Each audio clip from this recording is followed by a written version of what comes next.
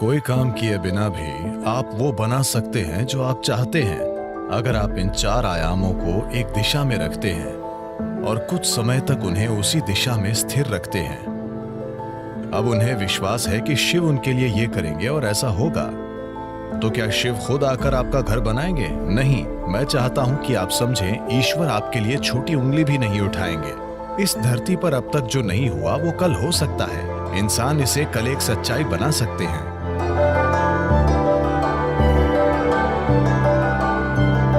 एक अच्छे से स्थापित मन, एक मन जो संयुक्ति की स्थिति में होता है, उसे कल्प वृक्ष कहते हैं।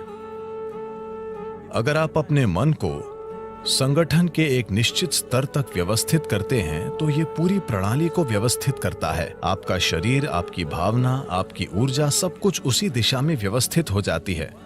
जब आपके ये चारों आयाम, आपका भौतिक शरीर, आपका मन, आपकी भावना और मौलिक जीवन ऊर्जाएं एक दिशा में व्यवस्थित हो जाती हैं, जब आप ऐसे हो जाते हैं तो आप जो भी चाहते हैं वो वाकई छोटी उंगली उठाए बिना होता है।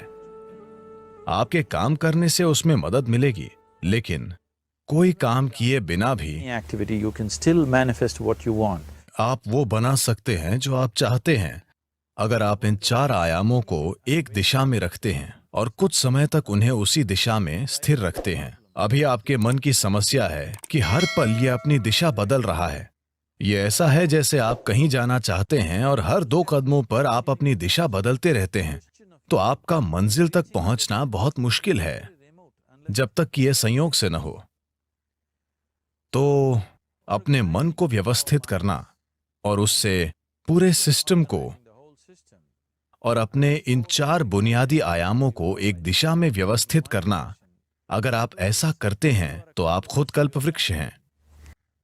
तो मन को व्यवस्थित करने का बुनियादी मतलब है चीजों को विवशता से करने के बजाय जागरूक होकर करना।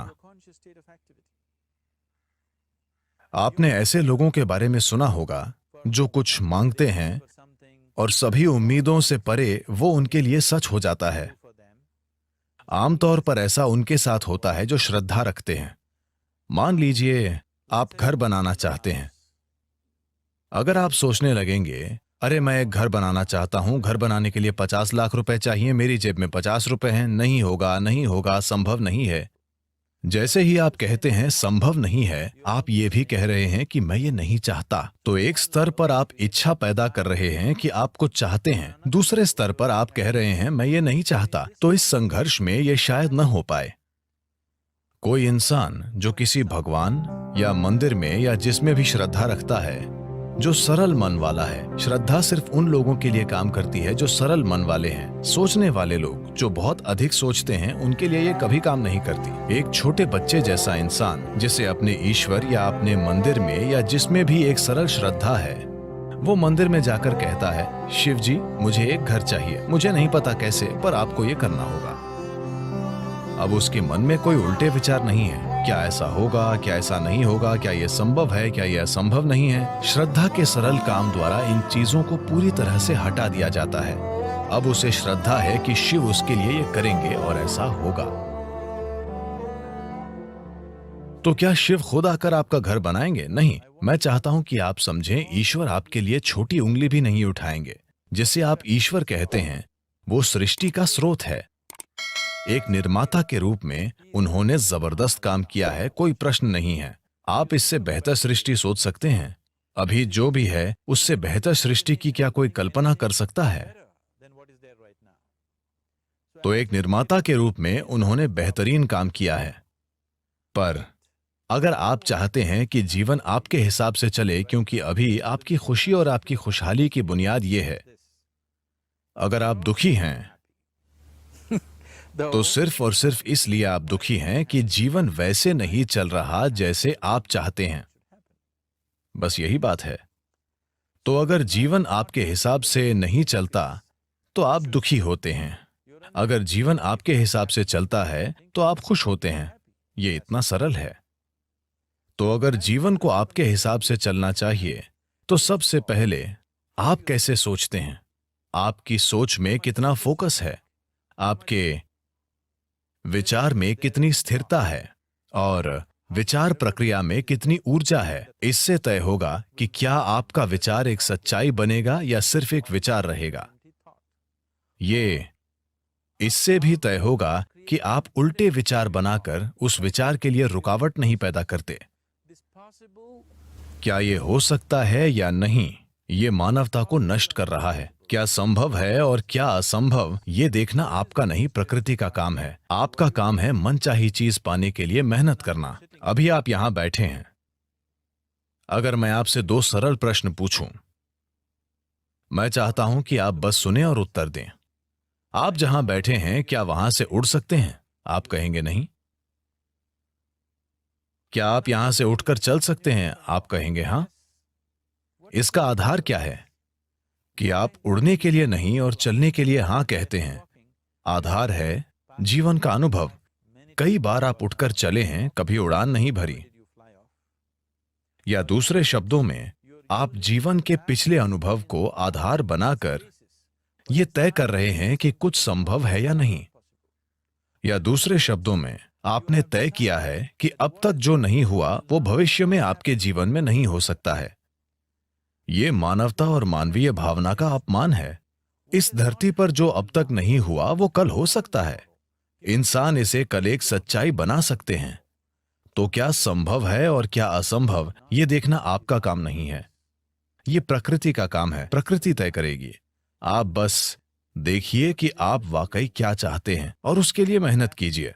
और अगर आपका विचार एक शक्तिशाली तरीके से तैयार होता है, बिना किसी उल्टे विचारों के, कोई ऐसे उल्टे विचार न हो जिनसे विचार प्रक्रिया की तीव्रता कम हो जाए। सबसे पहली और महत्वपूर्ण बात यह है कि आपको स्पष्ट पता होना चाहिए कि आप वाकई क्या चाहते हैं। अगर आप नहीं जानते कि आप क्या चाहते हैं, तो उसे बनाने का सवाल ही नहीं उठता। अगर आप ये देखें कि आप वाकई क्या चाहते हैं, तो हर इंसान यही चाहता है। वो खुशी से जीना चाहता है, वो शांति से जीना चाहता है। In terms of its relationships, वो चाहता है कि उसके रिश्ते प्यार भरे हों। या दूसरे शब्दों में कहें तो कोई भी इंसान यही चाहता है कि वो अपने भीतर सुखी हो और उसके चारों ओर सुख हो। ये सुख अगर हमारे शरीर में होता है तो हम इसे सेहत या सुख कहते हैं। अगर ये हमारे मन में होता है तो हम इसे शांति और खुशी कहते हैं। अगर ये हमारी भावना में होता है तो हम प्यार और करुणा कहते हैं। अगर ये हमारी ऊर्जा में होता है तो हम इसे आनंद और परमानंद कहते हैं। यही एक इंसान की तलाश है। चाहे वो काम करने अपने ऑफिस जा रहा है, वो पैसा कमाना चाहता है, करियर बनाना चाहता है, परिवार बनाए, वो बार में बैठे या मंदिर में बैठे, वो तब भी उसी चीज की तलाश में है। भीतर सुख, चारों ओर सुख। अगर यही हम चाहते हैं तो मुझे लगता है इसे सीधे संबोधित करने और इसे बनाने के लिए खुद को प्रतिबद्ध करने का यही समय है। तो आप खुद को एक शांतिपूर्ण इंसान, आनंदमय इंसान, प्रेम करने वाला इंसान, सभी स्तरों पर एक सुखद इंसान बनाना चाहते हैं। और क्या आप इस तरह की दुनिया भी नहीं चाहते? एक शांतिपूर्ण दुनिया, एक प्रेमपूर्ण दुनिया, एक आनंदमय दुनिया। नहीं नहीं, मुझे हरियाली चाहिए, मुझे भोजन चाहिए। आनंदित दुनिया से हमारा मतलब है कि हम जो भी चाहते थे वो हो गया।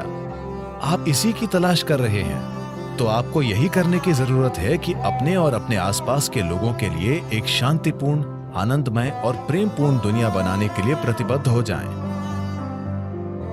हर दिन सुबह अगर आप दिन की शुरुआत अपने मन में इस सरल सोच के साथ करें कि आज मैं जहां भी जाऊंगा एक शांतिपूर्ण, प्रेमपूर्ण और आनंदमय दुनिया बनाऊंगा।